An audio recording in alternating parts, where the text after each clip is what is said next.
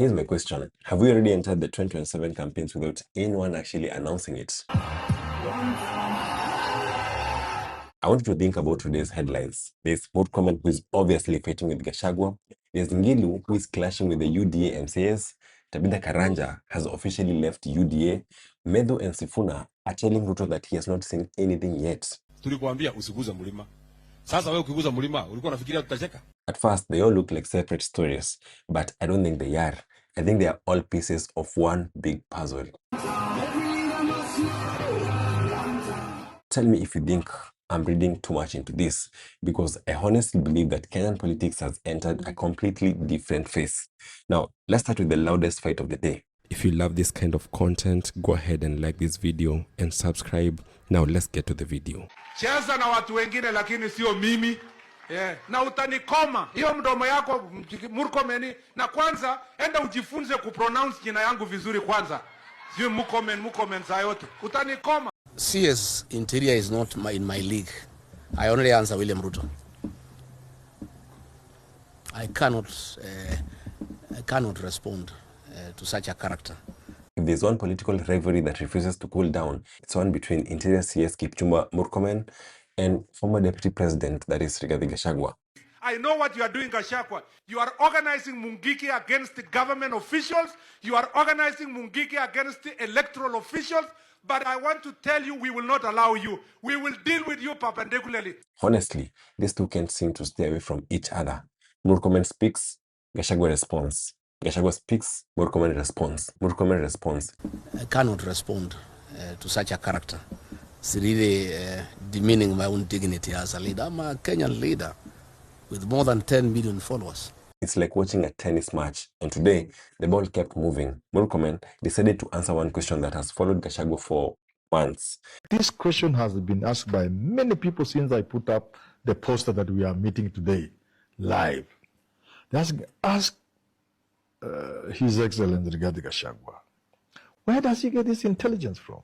Because let's be honest, one thing that has made Gachagua stand out is how he often seems to know exactly what is going to happen, especially inside the government. Anayeconsume sasa raw intelligence ya ukweli ni nani? Sio Rais William Ruto. Ni nani? Wa Munyoro. Wa Munyoro. Umesema kwamba taarifa zote za kijasusi zinaenda wa Munyoro. Direct. Murkomen says no. In fact, he has laughed it off, saying that Gachagua just gets his information from Facebook. For example, Your Excellency, nilikuwa naona juzi, mtu anasimama tu anaanza kusema, ati rais ataenda kusindua Vision 2060, nimeambiwa na NIS, nimeambiwa na DCI, na ni uongo tupu. Because, Your Excellency, hiyo vision, hiyo report, ulikuwa umetuonyesha kwa State House on 21st of July. Tulikuwa tumeletewa na Anyang' Nyong'o and the team. That morning, on the 27th, before even unveiling this report, Your Excellency, you had already posted on your Facebook very early in the morning. According to Murkomen, almost everything Gachagua says can already be found on social media.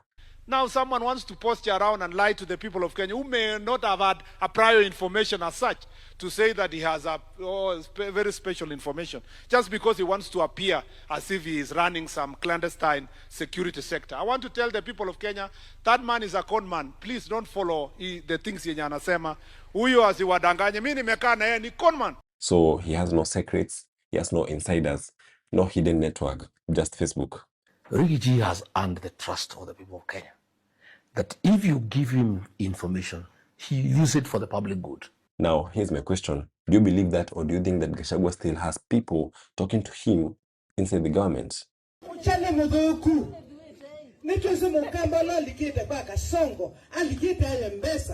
Now, as Gachagua and Murkomen were actually trading words, something interesting was happening in Machakos.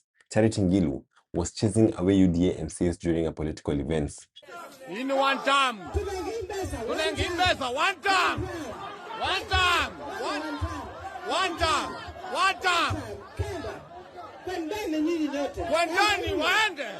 Now, forget the drama for a second. Look at the pattern. We've been seeing this more and more. We have been seeing more and more resistance to UDA.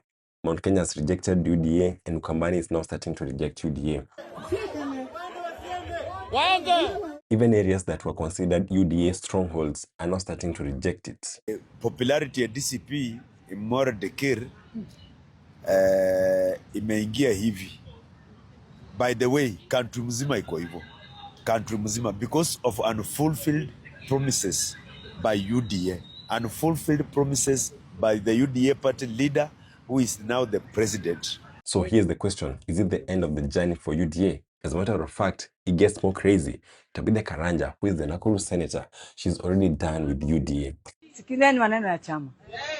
Sasa, mimi hakuna pahali nimefungwa na anybody. She says that it is the people who told her to join UDA. And if those same people tell her to go elsewhere, she's ready to go. Vile mtaniambia ndio tutae? Vile mtaniambia ndio tutae?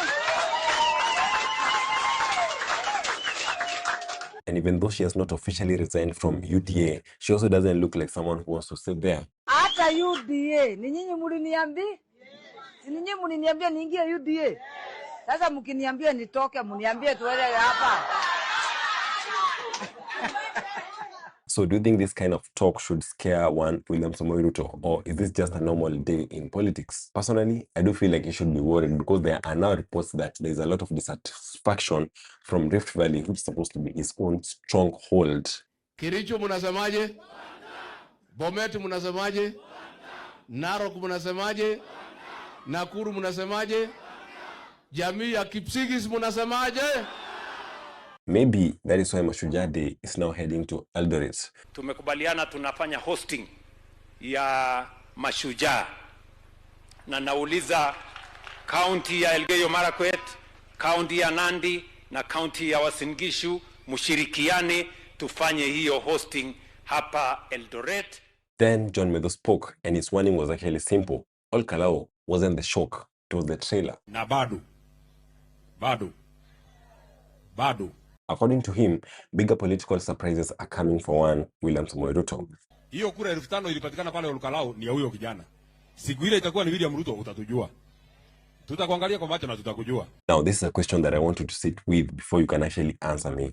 Do you believe genuinely from inside that William Samoei Ruto can actually lose this election?